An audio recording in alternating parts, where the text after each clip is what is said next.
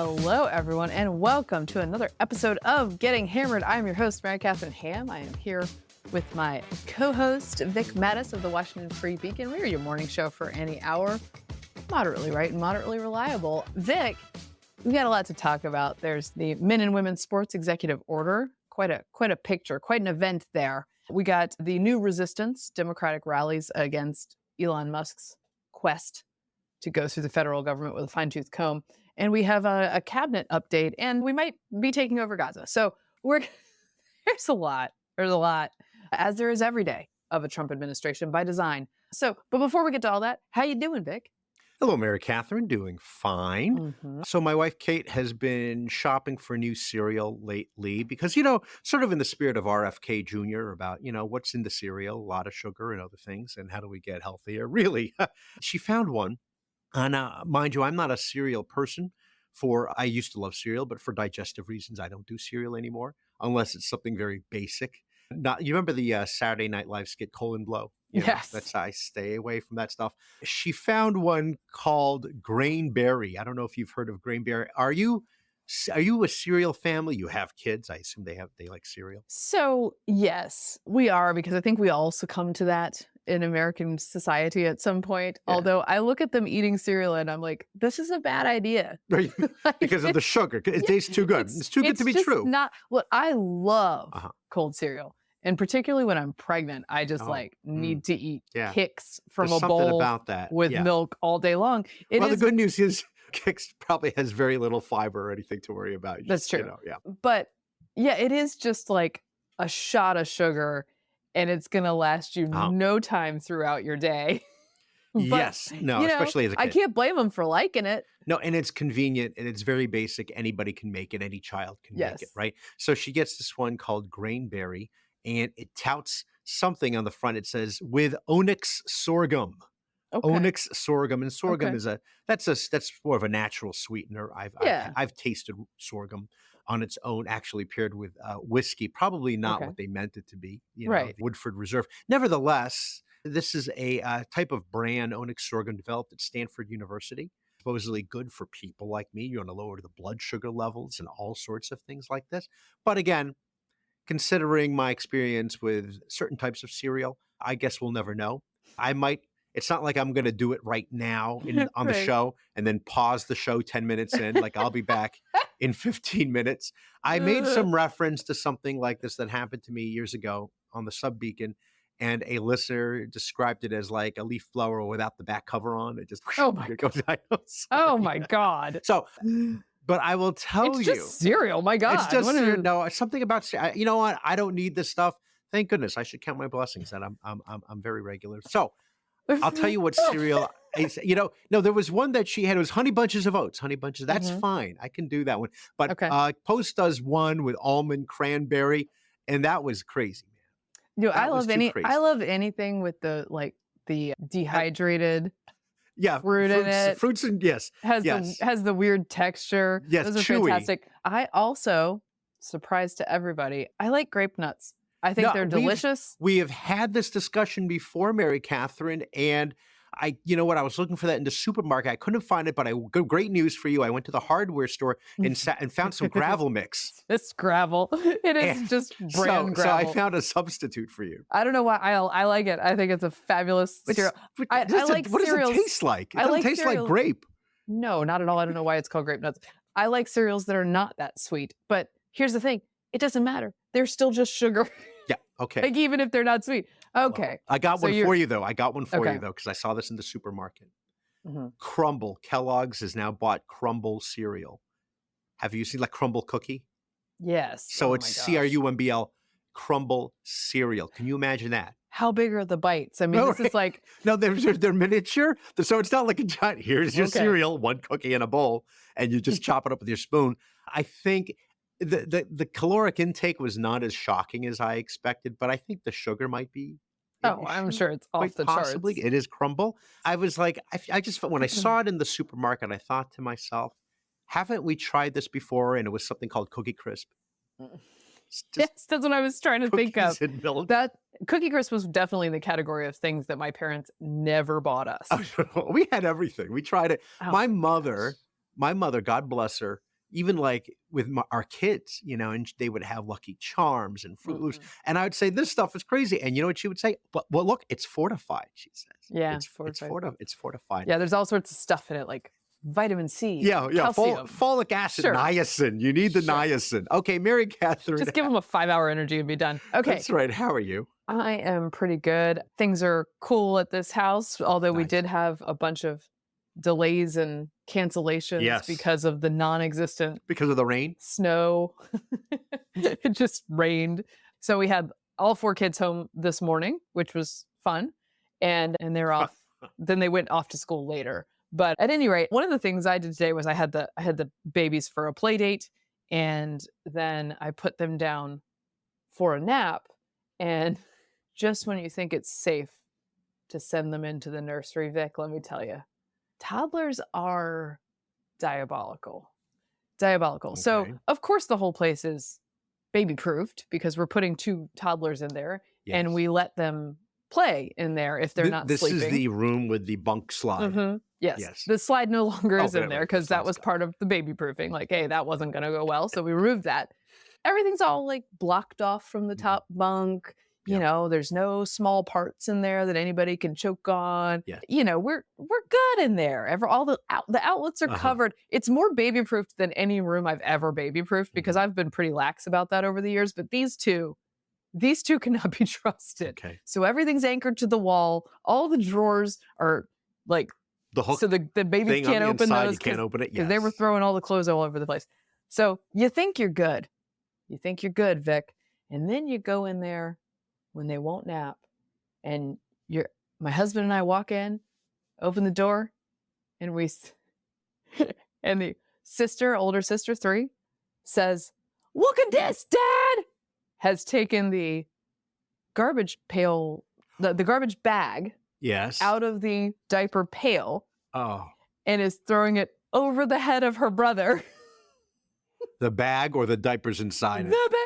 Oh, wow. Who knows where the diapers are, Vic? That's the next problem. The immediate problem is the quintessential suffocation risk that is occurring in front of you. So you realize, the suffocation risk, did you say? Yes. That's like they've turned it into a Superfund site.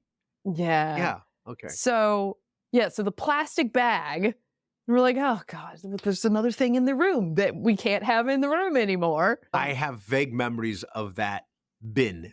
Is it the one that twists it into the thing, or is it just that's a diaper genie. That is, we are beyond that now. Okay. Vic. Every several years you get a new hot diaper pail. Yes, the new thing. Yes, and I want to be clear, none of them work. Okay. Like every fancy diaper pail you buy that is gonna seal in the smell, no, it does not. It does not. That smell overpowers all things, all materials. If Elon Musk could work on it, that'd be great. Maybe he could come up with something better. At any rate, ours has been liberated and is no longer going to be in that room because they can't be trusted. No, that's like Chernobyl in there. Yeah. Look at this, Dad. Yeah, that's that. No, you know what? Those are the words that can be so frightening when they say that. Before you even see what it is, but you hear them say, "Look at this."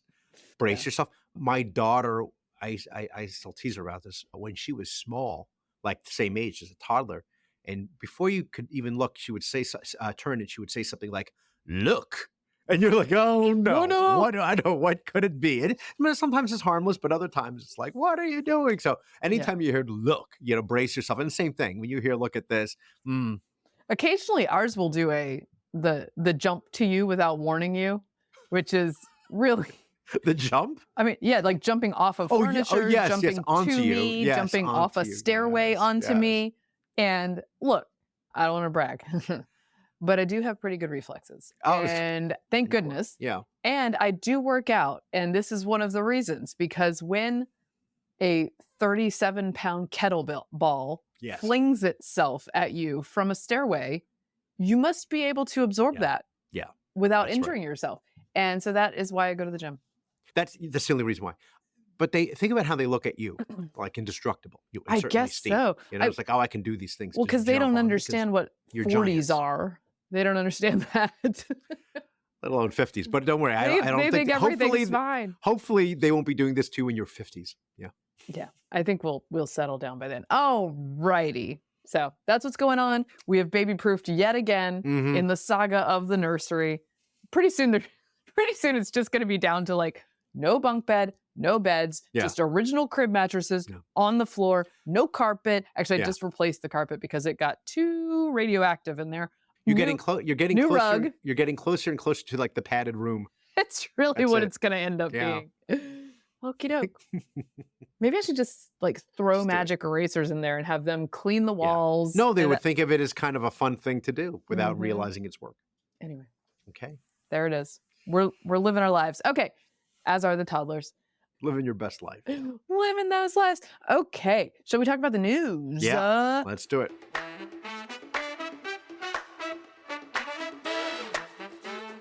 Okay. President Donald Trump signed an executive order this week that is entitled Keeping Men Out of Women's Sports. By authority vested in me as president by the Constitution and laws of the United States of America and to protect opportunities for women and girls to compete in safe and fair sports, it is hereby ordered. In recent years, many educational institutions and athletic associations have allowed men to compete in women's sports. This is demeaning, unfair, and dangerous to women and girls and denies women and girls the equal opportunity to participate and excel in competitive sports. It goes on to cite Title IX and how you can't do that because of Title IX. And it is therefore the policy of the United States to rescind all funds from educational programs that deprive women and girls of fair athletic opportunities, which results in the endangerment, humiliation, and silencing of women and girls and deprives them of privacy. It shall also be the policy of the United States to oppose male competitive participation in women's sports more broadly as a matter of safety, fairness, dignity, and truth. In signing this order, he invited a bunch of very well-known fighters on this front.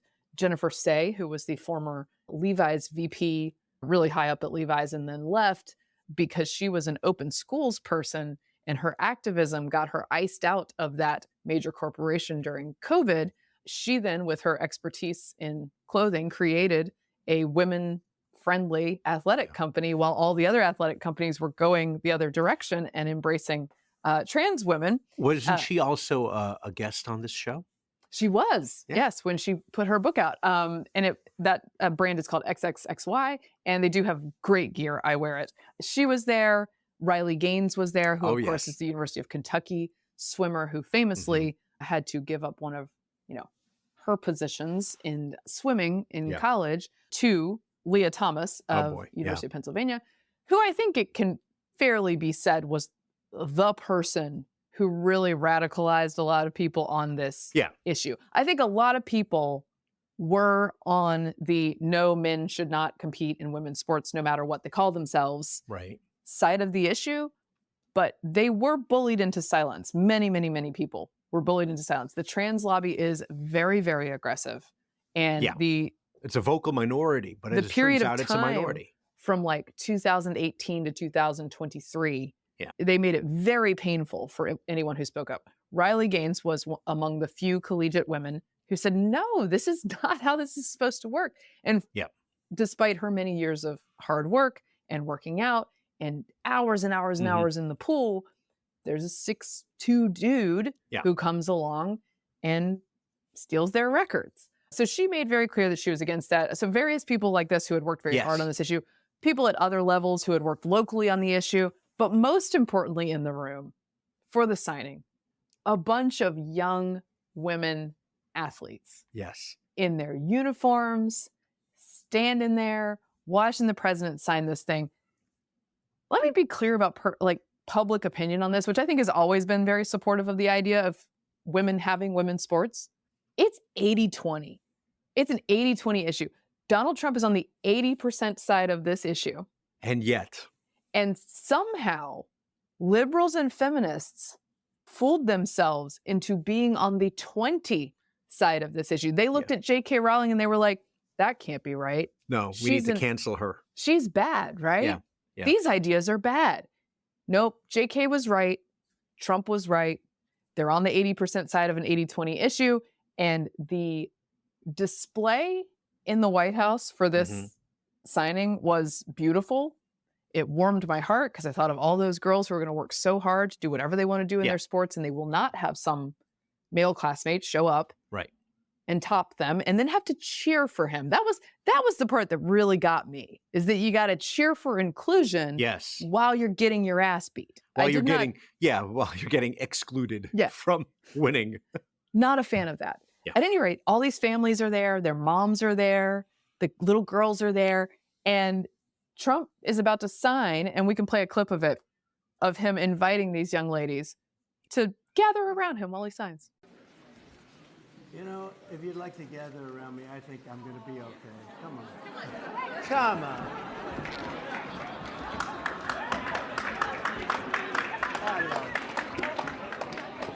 Secret Service is worried about them.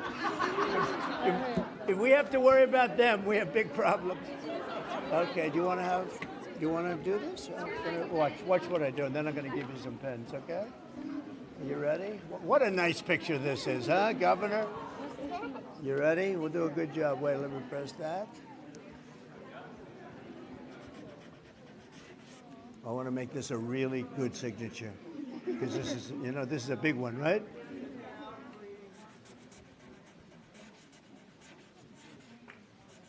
Oh, I think we have a 10. We have a 10. God bless you, Mr. President.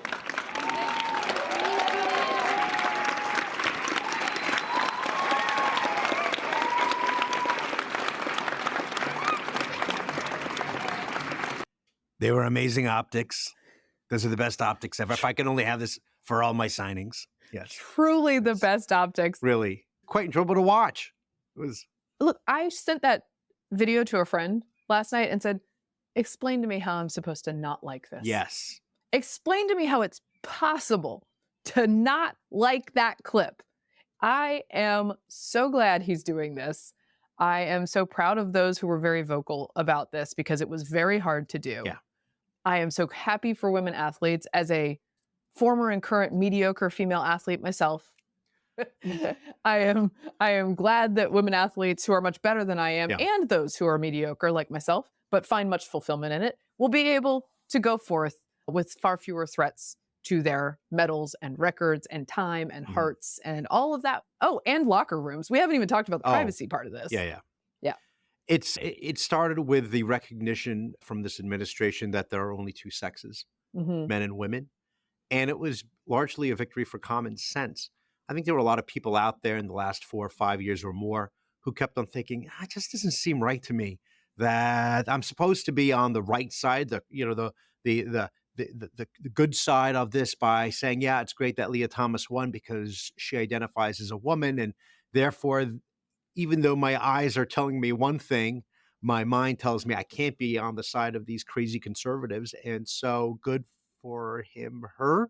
So it was a victory for common sense. But it's sad, because for the other side, it's like, I get it. You don't like Trump, but you feel so compelled to just take the opposite position of him in every single thing that suddenly you are opposing women in sports, and, you support biological males competing against them. And not only that, as you mentioned, Mary Katharine, but biological males in the girls' locker room. Yes. And hey, this is great. Also, these things that you say are happening aren't happening, except they are happening. They're good. And I mentioned this obliquely in the last episode or two about a problem, but this is in the news now.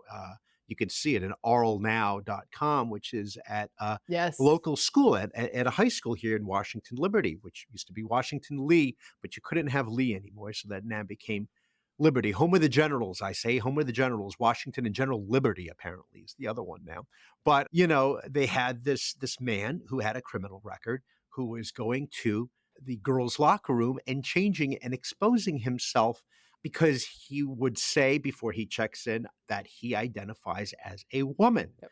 So now there's a huge uproar, as you can imagine, even from parents of very left-leaning, very blue liberal Arlington. Right. That's right, who are saying, I don't want my daughter to be exposed to this, and how did you let this happen? And, the Arlington County Board and everybody else here on the other side are saying, look, this is not a trans issue. This guy was he's a sex offender. He had a record, and somehow he managed to sneak in, and it's wrong, and he's been arrested, and it won't happen again.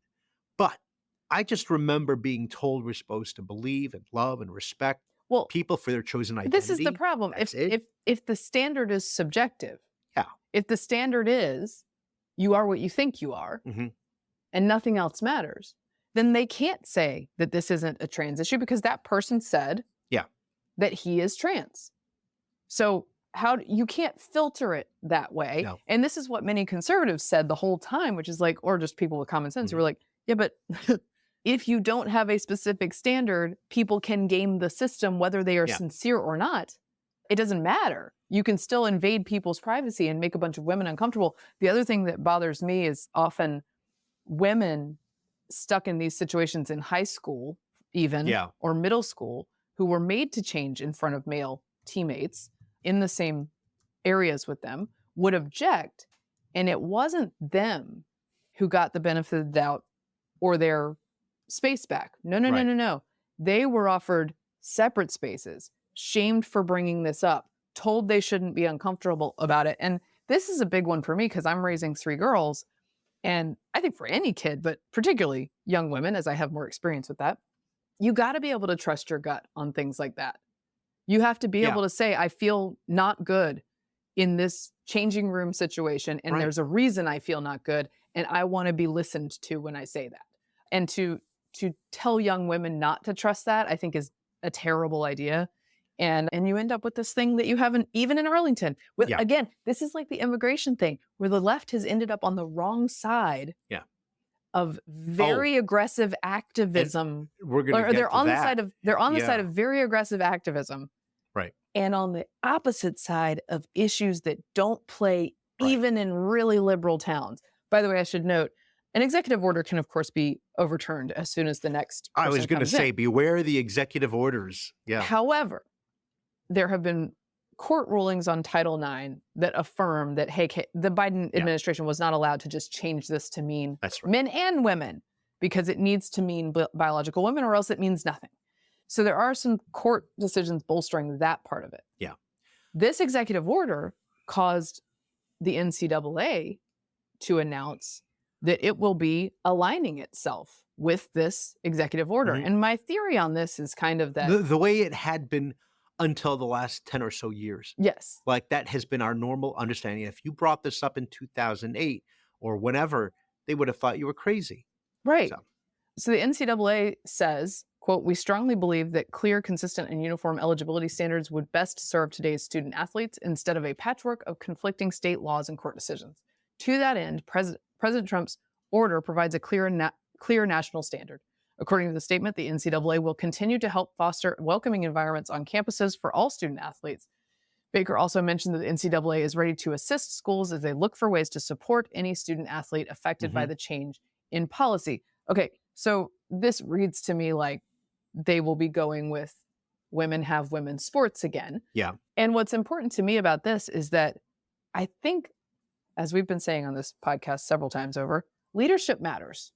And this is just an executive order. It is not legislation, but it signals leadership on an issue.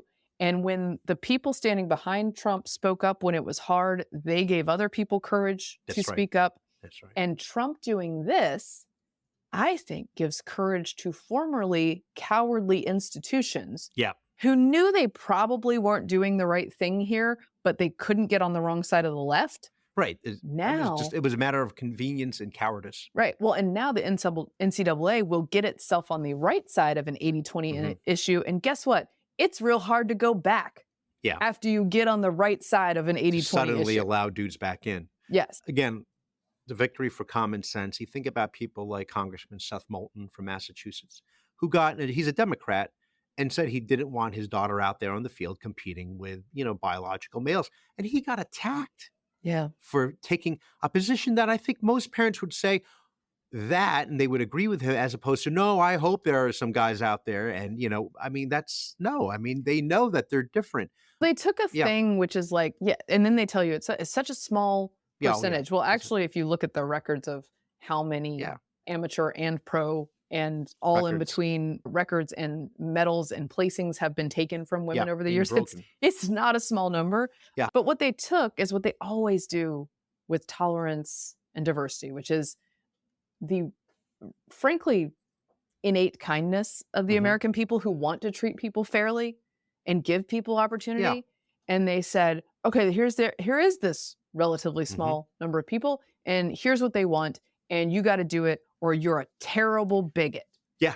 And it doesn't matter what the implications are, and it doesn't matter that it's unfair to your kids. It doesn't matter that it'll make fewer women join sports teams in the future.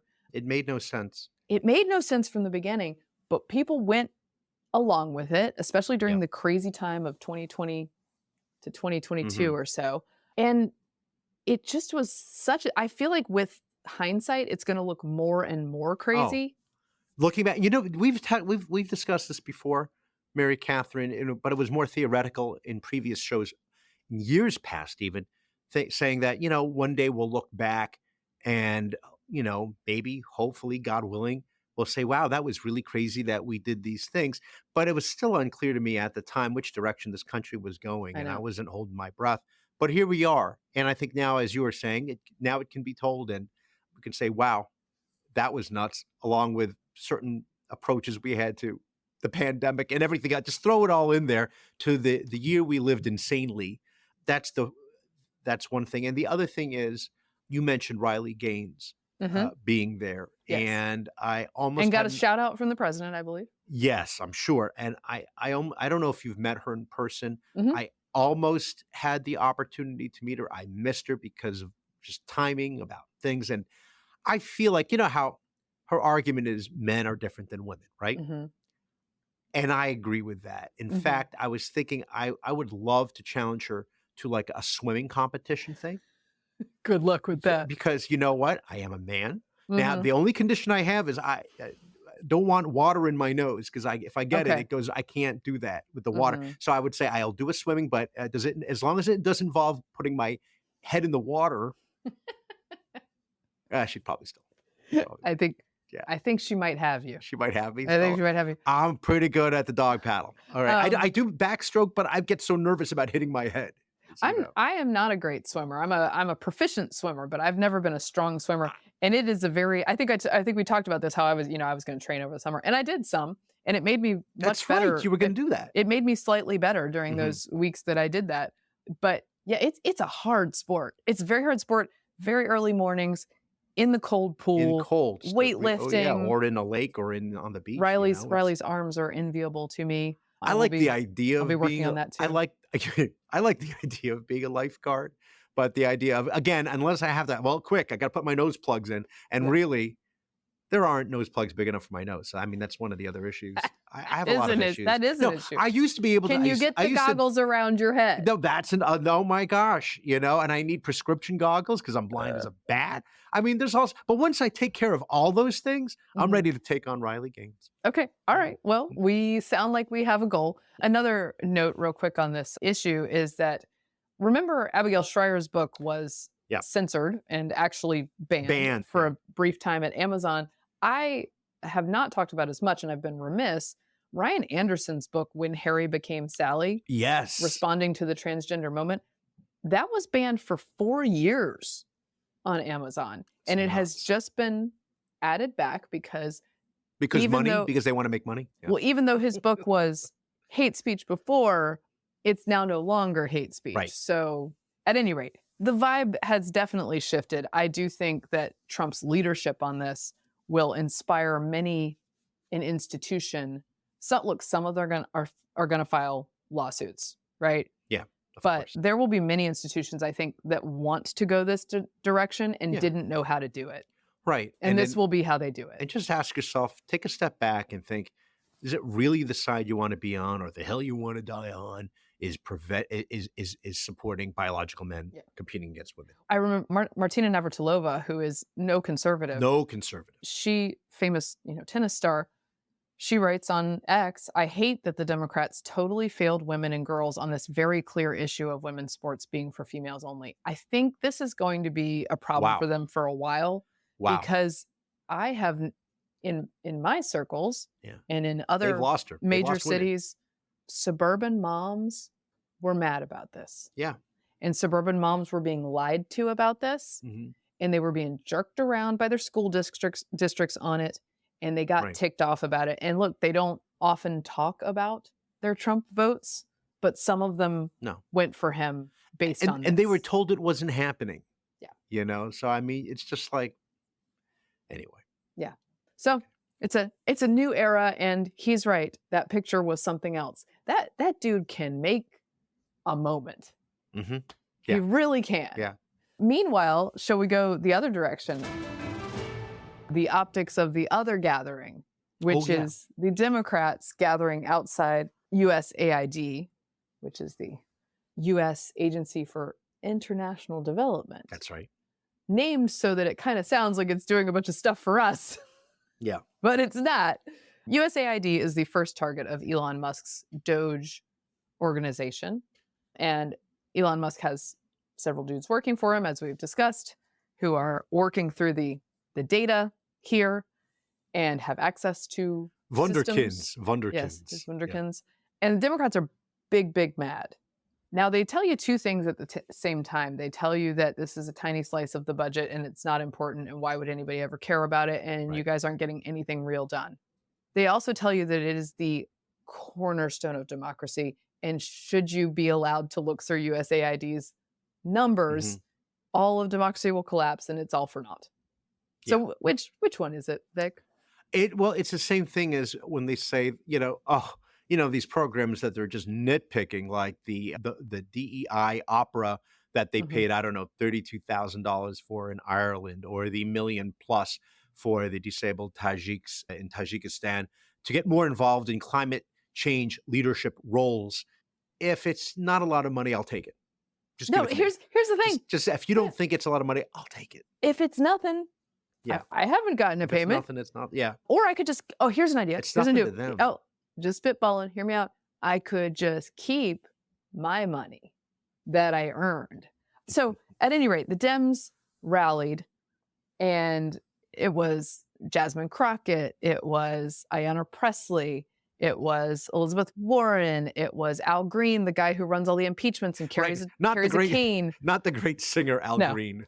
The guy who does not the Reverend. The guy who does the impeachments and carries a cane. Yes. Schumer leading the chant. We can play a little bit of these. Yeah, this. Let's hear just that a chant. Compilation. Yeah. Win this fight, and we will win. We will win. We will win. We will win. We will win. We won't rest. We won't rest. We won't rest. We won't rest. Thank you, everybody. Thank you, Leader Schumer. I mean, can I just say, you never want to switch chants mid-chant. No, you'd think he'd know that. He's been a Democrat for a long time. We don't really do chants. Like right. No, you mean Republicans don't? Yeah, do chants? we do USA. No. USA. Yes. That's the only one we have. They barely get their act together, clapping hands in time. So I mean, you ever notice Republicans like? No, I mean, we try to avoid that. Yeah, a little bit. Cory Booker was there also at this rally, and he was so angry. And why are you so angry? That's what I want. I feel like this is the kind of anger that should be reserved for more heinous crimes than canceling, funding for a DEI workplace promotion in Serbia. Right. It is. There's a saying: a hit dog hollers, and this dog is hollering. Yeah. Like it just feels like is there more here than we knew about? And look, I'm so cynical about government that I assume that everything is BS. Like everything. Now, some people will say to you, there's plenty of good things that USAID does. I would say that's not good enough anymore. We are in your explain yourself era. Yep. You have to explain what you're doing with people's money. Elon Musk is going to find what you're doing with people's money, and you need to address it. It's not going to be enough just to be like, this is good. You shut up. Right. The anger, by the way, the vitriol directed at Elon during the rally, one of the speakers referred to him as, he came here from South Africa, as if he was pro-apartheid, like one of the villains from Lethal Weapon 2. Yeah. Yeah, diplomatic immunity, no, they left precisely because of apartheid, and he doesn't, it's okay. It's just the pushback is just so insane. I get it. People are concerned about these things, but I think I've said this, but Musk is wrong that revealing who works for his part of the government No. is not, that's not illegal. Yeah. Threats against them can be. Sure. Taking action against them in violent ways could be. The naming of them, no. Mm-hmm. Nor, by the way, federal workers is naming some of you guys. Right. That's also not illegal. Right. Looking into this, not illegal. A couple of FBI agents are suing, saying on First Amendment grounds that the president can't get a list of people who worked on various different kinds of investigations. Like, I think he can. They're worried about their personal security, I think. But I would just say in this new era of resistance, they don't have a clear leader. And I don't think they know. I don't think they know which direction to go, as illustrated by them sort of coming down on Seth Moulton really hard when he came out with a very reasonable stance on gender ideology issues. And the cacophony from that rally and Schumer, that kind of really summed it up, didn't it? It was like, that in a nutshell, you're looking at the Dems in disarray. Yeah, I mean, even the likes of Jimmy Kimmel were like, yeah, we are so effed, he says. This is not good. Someone pointed out that like an 80-something guy, Schumer, is he 80? I don't know, 70, 80-something guy, standing there with Al Green flanking him, waving his cane in the air, was not the ideal picture for the future. Even the CNN panel, by the way, that looked at they laughed at it. Yeah, with Abby Phillip and Scott Jennings, of course, begging them to replay it because it was so good. And the liberals on that panel just very frustrated because, this is not what they want. And they say themselves, we need leadership. And I think it was Tommy LaRosa who had said, that they're wasting their ammo on this. You know what I mean? This is not where you want to be. I'd be there. But this is part of, I think, that Trump strategy, just flood the zone. I mean, what are they? Well, and Republicans, there's so much outrage going around that, you're not even going to notice that Greenland has become our 51st state. And Republicans have been in this situation before, right? In 2008-9, when Obama was riding high, the base there would never be a Republican ever elected ever. No, again. and the base is demanding that you fight somehow, something. Yeah. But this guy's doing really well and has strategically well and has a political honeymoon here, and there's not much you can do about it. So you just kind of got to bitch and hope that people think that's enough. But I would suggest that both entitled federal employees and the people who run these NGOs that are getting this slush fund from NSAID, no matter what part of the budget they are, they have a shallow well of goodwill with American voters. Yeah. And the more American voters learn about these programs and the protections of federal workers, I think the more annoyed they're going to get at these outbursts. Right. And touting this, quote unquote, rally to restore foreign aid now is not really going to get a lot of Americans, I think, on your side. Foreign aid is not a thing that Americans love. No. Particularly right now. Again, you're getting yourself on the wrong side of an issue. If that's a principled stand, fine. But you're a political party. Yeah. And you're on the wrong side of a lot of issues right now. I know people who have been watching the devastation in Western North Carolina and California especially are like, why are they so mad? Yeah, angry. About these foreign programs when we were sitting here with people in campers trying to get donated propane tanks to keep them warm. Yeah. Like FEMA's doing nothing. Right. So people are annoyed with that. And I think that the philosophy of many of these tech companies could be problematic for voters at some point, right? If you run into anything, you pull the wrong switch and you do something that disrupts services that people actually need, that's going to be a problem. Move fast and break shit is great until you break the wrong thing. Yeah. However, our friends on the left must recognize how low the bar is for a functioning program from the federal government in the first place. Right, Who would even know if it was broken? Who would even know? Yeah, I mean, again, it's pretty easy pickings for the Republicans right now to just bring up any and expose any government waste thing that's happening. Well, and when people say this is nothing, this is just window dressing, frankly, that's not wrong.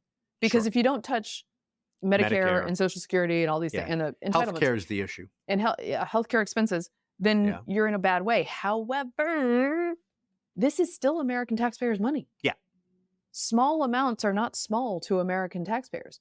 The things you're saying are small are big, in fact. Mm-hmm. There's a big fight about $8 $8 million to Politico in various different forms from various different agencies. Now, well, that's a subscription. That is not a prescription. A subscription. Subscription to Politico Pro, which in some agencies I believe was totaling like $500,000 a year in subscriptions. Yes. So here's the thing. Politico Pro is a very expensive subscription service that is a very specialized version of reporting and tracking the federal government and legislation that arguably can be very useful to people who are in the federal government. What's coming down the pike? However, when they're spending $500,000 in an agency on 40 very high-priced, 5-figure subscriptions, y'all can't share passwords like the rest of us do? I don't know what you're talking about. Yes. Me neither. We have questions. And it's okay for people to have questions about that. And when feds and the media say, oh my gosh, it's just 8 million. What are you guys freaking out about? Brian Stelter noted that when the White House said, hey, we're going to stop those subscriptions to Politico, Brian Stelter said, this is just a symbolic gesture. Please give me a symbolic $8 million. Yeah, that's right. If I had $8 million I kept from the federal government's knowledge, it would not be symbolic. No. Mary Katharine, I don't know. I mean, you're outraged by this. I get it, and so am I. But I don't know if this is a good time to bring up to some of our listeners that we also have Getting Hammered Pro, which is it's very expensive for the low price of $12K a year. Yeah, $12K a year. You too. Oh my gosh. Can unedited. You have the actual show is 2 hours. And you're only hearing an hour. So can you imagine the stuff we're saying? Completely unfiltered. Yeah. $12K a year. Okay. Yeah. So that's how much. That. I want to know, listeners, how much are you willing to pay for the unedited? Send us some figures on that. Yeah, and we'll have our accountants, run the numbers. Okay. So we'll do that in the future. Oh, righty. I do kind of feel like a sucker. Like, where have I? All these people getting all this money. I know. Come on, man. We need to get in on that. Okie doke. Let's do a quick cabinet update before we go to Gaza. Before we go to Gaza. Yeah, sure. Gaza America. Yeah. Pam Bondi is now at head of DOJ. Congratulations. She was sworn in, I believe, by Clarence Thomas. Yeah. I believe in the Oval Office is what it looked like. Was that Oval Office? It might be, but it was Clarence Thomas who definitely did the swearing in. Yeah. So she was sworn in. One of her first things, she's like sending off memos very quickly about how things will change. They're ready to go, unlike the last time around. They're really ready to go now. One of the things she did was freeze DOJ funds to sanctuary cities. Yeah. Which, guys, if you're not going to follow federal law, I think the federal law enforcement wing has a bone to pick with you. Yeah. This is just how that works. Yeah, that's right. So that's what Pam Bondi is up to. Chris Wright is now on board at Energy. Doug Burgum at Interior. That was a little while ago, but he's one of my faves. So just so we keep track of him. Also, he has 3 jobs. They give him 3 jobs. I want him to have all the jobs. Burgum. Yeah, Burgum could have done Energy, obviously. Yes. Yeah. And then RFK and Tulsi, are they both out of committee? They're both out of committee on party line votes, and including Senator Cassidy, who unclear if he's going to vote for him in the big vote, in the big one, but certainly to get out of committee because they deserve an up and down. Let's just find out how they do. So I don't know, and I have concerns about both. Obviously, Tulsi Gabbard notably earned the support of Senator Collins. Yeah, it's all about at this point them trying to say to the senators, I want you to forget the things of my past, whether it be policy positions, things I might have said or written or whatever. And from this moment forward, this is what I want to do to make America healthy again or whatever it is. Right. And I promise not to tamper with anything involving vaccine policy, whatever it is. I think that's where they are now, is trying to convince them that they've had a change of heart. I don't know if it works. Well, or that they are a somewhat docile part of a coalition that is willing to do what, I don't mean docile, I just mean cooperative. Sure. We're not a threat from within. No. We want to do what Trump wants to do.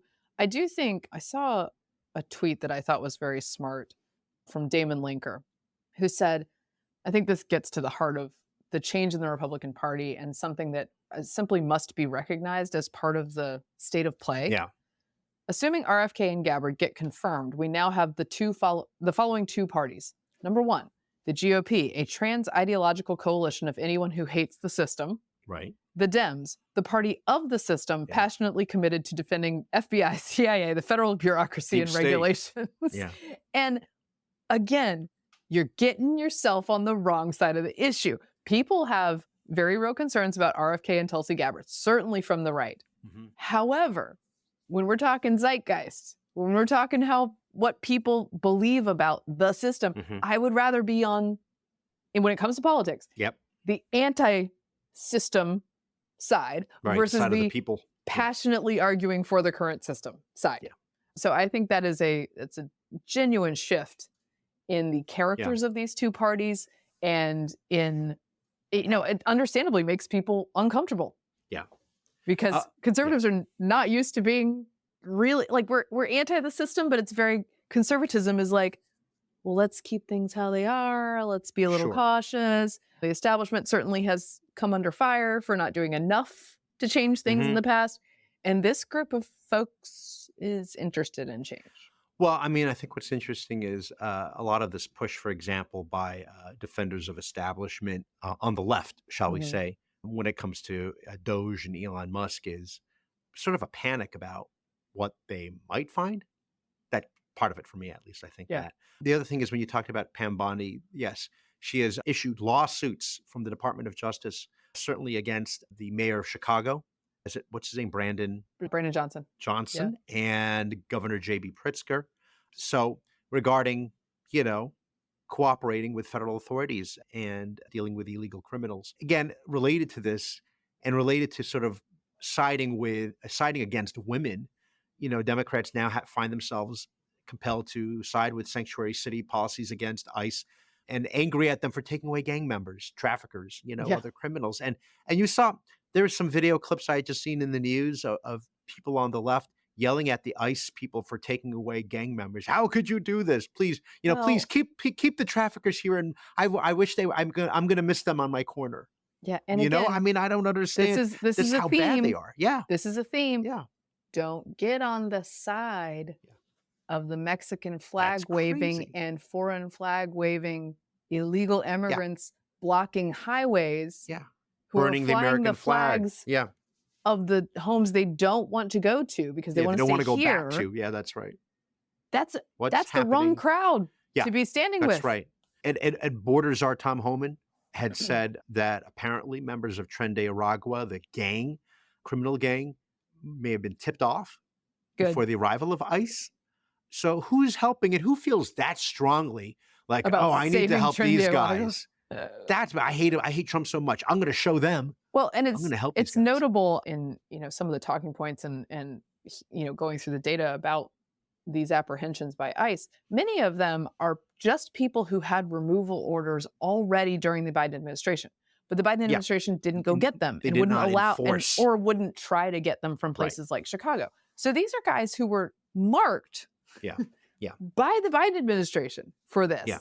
And Trump's just like making it happen. I did want to note also that the Gabbard nomination, which seemed like in quite a bit of trouble right around the time she was testifying, apparently behind the scenes, and this is indicative of the shift in the party and the coalitions and everything, Tom Cotton, who's like a friend of the program, big hawk, recruits behind the scenes Kyrsten Sinema, iconoclast of Arizona. Yeah, former Democrat independent vote, scourge of the Democratic coalition in the Senate. She was. On things like preserving the filibuster. Yeah. She worked behind the scenes on Gabbard's behalf, as did Vance, to sort of assure everybody that this was cool. Yeah. So this is the group they're gathering. Yeah. And I would suggest that although Sinema, because she was basically run out of the Democratic Party, does not have that slot anywhere more, the kind of person, the kind of voter that Sinema is and sort of embodies is not the one Democrats need to be giving up to Republicans. No. So it's interesting that she has all this sway. Do you remember she did this cutesy video with Mitt Romney riffing on Ted Lasso? Oh, yes. And people got so angry at her. Oh my gosh. So silly. Yeah, I mean, at her. I've always liked her. I like her. She dresses very loudly She dresses She very does. ostentatiously. Yes, I always yeah. enjoyed that. And that was pre-Fetterman. So people were like, really would like talk about her How she dressed. wardrobe Yes. and allege that it was somehow inappropriate. And it's like, Yeah. it was just fun. Do you remember how they tormented her by bringing their cameras into the ladies' room? The bathroom. I think that was a turning point. Yeah. Yes, it was. So here's an interesting thing.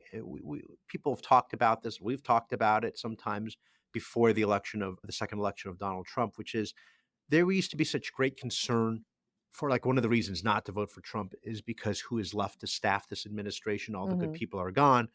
Pompeo, Kelly, Mattis, and people who I like, but he seems to be doing okay so far. Yes. He's found people. Well, He's found competent. Marco Rubio. And I think it's the case that thus far, only Hegseth was the one who didn't have any Democratic support. So even the people he's brought in, as we're being told that this is all beyond the pale, they're getting bipartisan support. Also, just get them confirmed faster. These guys are being jerks about when they'll vote for people and how they're going to vote for people. The most recent is the OMB head, who they've decided, oh no, we're going to sit all night in the Senate, but not really filibuster, but kind of just hold you guys up. It's not going to change the vote. No. The president, just like Biden, deserves to have basically some pretty serious deference about who his people are. And are you qualified? You can disagree with them, but Anyway, advice. Moving forward. Okay. And then lastly, Donald Trump at a press conference with Bibi Netanyahu, the Prime Minister of Israel, who was welcomed warmly at the White House. Oh, I'm sure. Both with an Oval visit and a Q&A in the Oval, out to the East Room with the formal press conference. Yes. And the formal press conference, I mean, the back at the Oval stuff was quite chatty. And then we got to the front-facing press conference. Yep. And we heard this. Do something that could be phenomenal. And I don't want to be cute. I don't want to be a wise guy, but the Riviera of the Middle East, this could be something that could be so bad. This could be so magnificent. But more importantly than that is the people that have been absolutely destroyed that live there now can live in peace in a much better situation because they're living in hell. And those people will now be able to live in peace. We'll make sure that it's done world class. It'll be wonderful for the people. Palestinians mostly we're talking about. And I have a feeling that despite them saying no, I have a feeling that the king in Jordan and that the general president, but that the general in Egypt will open their hearts and will give us the kind of land that we need to get this done. And people can live in harmony and in peace. Thank you all very much. All right. Yeah. That's been walked back a little bit already. Sure. When they realize that people don't voluntarily on their own just leave for real estate concern purposes. Or that Americans believe that one of the selling points of Donald Trump is he doesn't want to put boots on the ground in the Middle East. No, but, he's a developer at heart. And if we can just, he's going to meet with Jordan's king, is it Hussein, and Sisi in Egypt. And, so the Gazans have a choice. They can go north or south. And then we'll build hotels and resorts. Does that mean they come back to those places or no? Or now everything is for sale, like at the end of Superman 1, Lex Luthor's plan. Truly, after the West Coast is gone and he's got Otisville and he becomes like the king of the West Coast. No, I'm not sure. It's hard to say, Vic. It's hard to say. I think that on one hand, Donald Trump sort of naturally, just with his id, is able to put stuff out there that kind of busts the paradigm and makes everybody go, wow, hold on. Yeah. What are we doing? Mm-hmm. And in and of itself, that's not necessarily the best tactic or my favorite thing about him, right? Yeah. But in each of these situations, I'm like, okay, I don't actually think he wants American boots on the ground or to own Gaza. What is the likely outcome here? Is it that but he can lease Gaza. Right. So. I do think part of him is just like Mediterranean Sea, looks like a golf course to me. Part of it is that. Somebody told him the magic words, beachfront property. Yeah. But what's the likely outcome? That a bunch of Arab countries go, that's not what we wanted. Right. How do we get to a different solution, whether that solution is good. This has always been the problem, not to pat you and me on the back too much, Vic, but Yes. the day after October 7th, we were like, once they go in as they must. Yeah. How do you end? Right, because the two-state solution, they could talk about that and say it all they want, either side, not going to happen now. Right. It's not going to happen. Off the table. Once it became clear what one side wanted to do, the other side, and what their solution was on October 7th, not going to happen.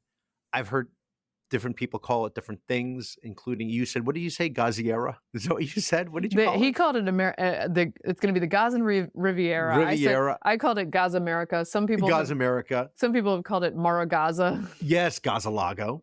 I heard a good one on Twitter. So I'm sorry, I can't give credit to the person. I forget who it was. Glenn Ross. It's very good. Yeah. Let me tell you this. One thing I do know about this administration, we will never be short of memes. No. My question to you, Mayor Katharine, in the short amount of time that we have, as always, what's he thinking? That's it. What's he thinking? Because I think for me, in my mind, there's three different possibilities, but I want to hear from you first. Okay, I think it's like equal parts. Hey, cheap beachfront property. This has been a problem for a while, and I can do this. By the way, I could probably solve that problem. Yeah. And then part his sort of natural annoyance with the status quo way of doing things that then leads him to say something that basically sort of puts a ribbon on the fact, puts a bow on the fact that we all knew the two-state solution was dead. Right? We all knew that, but you're kind of not really supposed to say it. And he just goes, no, it's not an option anymore. Yeah. So I think that those are the two things. His natural inclination to be like, this is all effed. What are y'all talking about? And the other part, which is like, I'd like to start a golf course here. Okay. Yeah. So it's a bit of both. It's not one or the other. It's like a lot of things going on in his head. No, I think both. Okay. That kind of, for me, there is the possibility that it's just, at his age, and he's doing great for it. He really does. Unlike the joke about Joe Biden, oh, I can barely keep up with him. He has so much energy. The American people now know for a fact that Trump has a lot of energy, and we cannot keep up. Yeah. We cannot. And he was right. Yet again, Trump was right. We are tired of winning. We're just tired. But we are. I'm exhausted. Yeah. But I just imagine at his age, sort of the filter kind of comes off, and it's just like, whatever is in my head, it's just coming right out of my mouth. And how about this idea? Right. So that's one thought. The other thing, though, is it's kind of like a ploy. I mean, it's like, give them this to chew over and go crazy over, and I'm going to get a bunch of other stuff done while they're doing that. And thirdly, as you mentioned, it's like, well, we've tried everything else. It doesn't work. So here's my solution. You don't like it? Come up with something better on your own. Exactly. Yeah. Soon. Some of it's that. Yeah. Do you think that Netanyahu knew about it before they went out there? No, I'm going to say no. I mean, the poor guy, maybe a couple minutes before he goes, I've got an idea, BB. And then that happened. But you look at his face and you kind of, and I feel for him. Like, what is happening here? But you know what? The best thing you could say in that situation, that all these people who are spinning it for Trump are saying, well, he thinks outside the box. Yeah. Well, that is true. Yeah, well, I mean, that's certainly true. I do sometimes wonder about the intent. Okay, before we finish, it's Super Bowl weekend. It is. Hold on. One last thing. Go ahead. Connected to Israel is the other good thing is that they did sign this. I don't know if it's an executive order. It was just, a memorandum that went out for the administration that the government is no longer referring to the West Bank as the West Bank. As you heard, it is now going to be called in all official documents, Judea and Samaria. Huh. By the way, beyond the Gaza thing, which of course stole all the headlines, there was a commitment to maximum pressure and sanctions on Iran again. So we will no longer be deferential or dropping off pallets of cash for Iran. Yes. So that will be good. And its proxies. We will be selling the weapons that Biden didn't want to sell Sanctions to Israel. Are back. We will be hearing the names of hostages regularly. Yep. I have enjoyed watching Caroline Leavitt and Trump celebrate the homecomings of those hostages by name from the podium in important events. American hostages in particular have been mentioned by name so many more times than they were during the Biden administration. I heard a stat the other day that was crazy. That was like, Trump has taken more questions in like the last week than Biden did in 2 years. Yeah. I mean, it's like, right. I haven't done that scientifically. Don't fact check me on that one, guys. Before we're done, can I offer just one little story for Super Bowl weekend, heading into Super Bowl weekend. Mhm. Chiefs, Eagles. I have to root for the Eagles because their entire defense is Georgia Bulldogs. So that's where I'm at. Okay. But I'm rooting for them too. an incredible story NFC from East. out of Philly. Remember, shortly after the other very, very tragic plane crash in the DC area that killed 67 people, there was another plane crash in Philadelphia, That's right, horrible. which tragically was an air Pediatric. ambulance with a patient in it trying to go to Mexico, like an angel flight, one of these like charity endeavors where they bring people for surgeries. And that flight went down. A 10-year-old in Philadelphia was out picking up donuts with his dad and his sister. They're in the parking lot near where this plane goes down.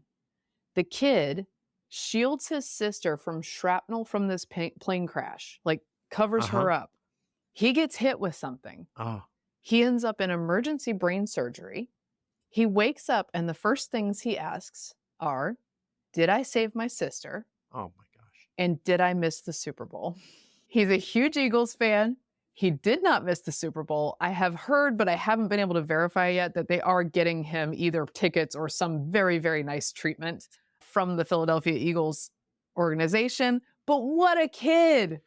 Mary Katharine, you almost make me watery-eyed here. I know. That was a special episode ending there. Isn't that amazing? His name's That is LaShawn wonderful. Hamil. Oh my And I somehow caught this in the local Philly news and tweeted it, and it went viral. Like that tweet went viral. Yeah. But he said, his dad says, Andre Howard Jr. says it felt like a movie. It was like a horror movie. It sounded like a missile was firing bullets, metal at my car, everyone else's car. Gosh. You can see a car on fire. He backed up his car while his son Trey covered his little sister, protecting her. Wow. And he got hit with something, but he seems to be doing well. His dad got him to the hospital, asks about his sister, and says, thank goodness I didn't miss the Super Bowl. Go Eagles. God bless. Oh my goodness. It's a good story to come out of this tragedy. I have a quick call out. I want to thank too many listeners to thank here about putting in their 2 cents about my Nashville visit, offering some guidance. I do have a listener, Lou Moore, said, Mary Katharine, that he does think it's cute, that song, the Tennessee, what is it? The I wear a Tennessee orange. Tennessee orange, yeah. Yes. He says, but that is not, he's telling his girls that is not the way to go. No, okay. That's the first thing. He also said the only people really who wear cowboy hats in Nashville are bachelorette parties, tourists, and country music stars. Okay. That's it. So that's good to know. And he also shared my concern, by the way, about Hattie B's at the airport. And why would you go there before your flight? And I quote, please, Lord, don't let him sit next to me, is what he says. So that was funny. And finally, listener Dean Mitchell, who said, quote, Vic makes going to Tennessee sound like going on an African safari. Yes, that's pretty much true. One of the tribal dances known as the line dance. Okay. That's right. Douglas Murray was in Nashville. That's my Douglas Murray narration. Okay. That wraps up this episode of Getting Hammered. Remember, you can subscribe to us on iTunes, Google Play, and YouTube. You can follow me on Twitter at Victorino Mattis. I'm at MK Hammer, at MK Hammer Time on Instagram. You can follow the show at Getting Hammered Podcast on YouTube and Instagram.